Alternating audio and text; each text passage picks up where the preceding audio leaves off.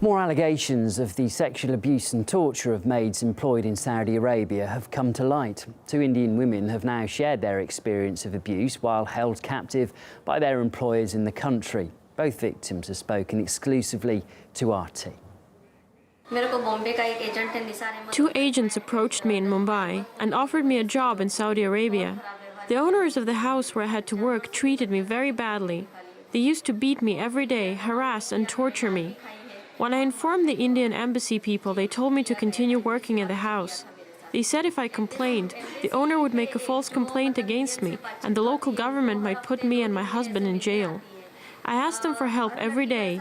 Eventually they said they could help me, but for 250,000 Indian rupees. I borrowed that sum of money and gave it to the embassy people. My owner prevented me from leaving the country by using his influence in the embassy. Many owners in Dammam are in contact with the Indian embassy people, so they bribe them and prevent maids like me from leaving the country. In Dammam alone, I saw around 200 girls like me. They tortured them too. The owners use their maids however they want. My husband asked the Indian Foreign Minister, Sushma Swaraj, for help on many occasions, but it didn't come.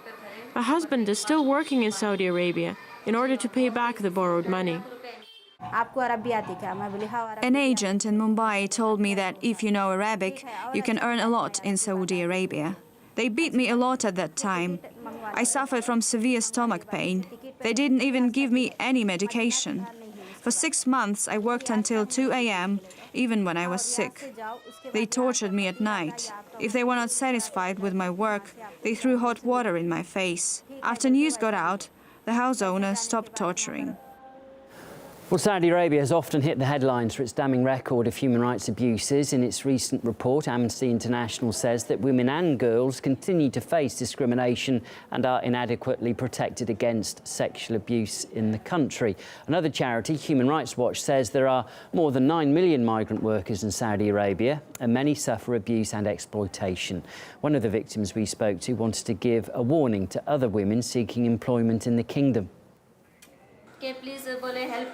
I would say to all those who want to go to Saudi Arabia to work, who are dreaming of becoming rich, it's all false. It's all a lie.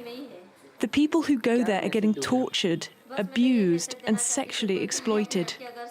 I spent more money on returning to India than I earned in Saudi Arabia. All women should avoid going to Saudi Arabia and repeating the mistake I made. I saw how horrible life in Saudi Arabia is.